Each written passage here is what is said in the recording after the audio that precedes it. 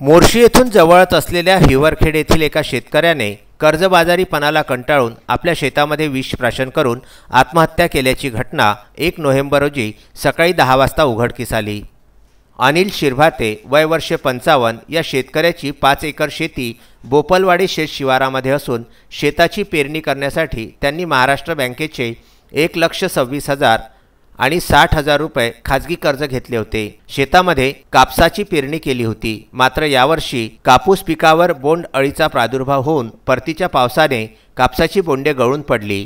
निसर्गाच्या लहरीपणामुळे यावर्षी सुद्धा आपला लागवडीचा खर्च सुद्धा निघत नाही या विवंचनेत अनिल नेहमीच राहत होते। 1 नोव्हेंबर रोजी नेहमीप्रमाणे सकाळी 8 वाजता ते शेतात गेले व त्यांनी शेतातच विष प्राशन करून आपली जीवन यात्रा संपविली।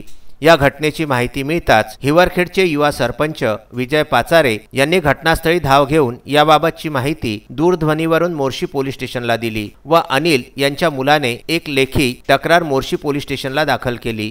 मोर्शी पोलीस स्टेशनचे ठाणेदार संजय सोळंके यांच्या मार्गदर्शनाखाली पोलिसांचे एक पथक घटनास्थळी रवाना होऊन मृतदेहाचा पंचनामा करून मृतकाचे प्रेत शवविच्छेदनासाठी उपजिल्हा रुग्णालयात आणले गेले। रुग्णालयाच्या वैद्यकीय अधिकाऱ्यांनी शवविच्छेदन करून अनिल यांचे प्रेत नातेवाईकांच्या ताब्यात दिले। मृतक अनिल शिरभाते यांना एक अविवाहित एक मुलगा आणि एक मुलगी असून त्यांच्या आत्महत्येने हिवरखेड गावामध्ये शोककळा पसरली आहे। मोर्शी येथून विदर्भ न्यूज करिता संजय गारपवार यांच्यासह दत्तराज इंगळे यांचा हा वृत्तांत।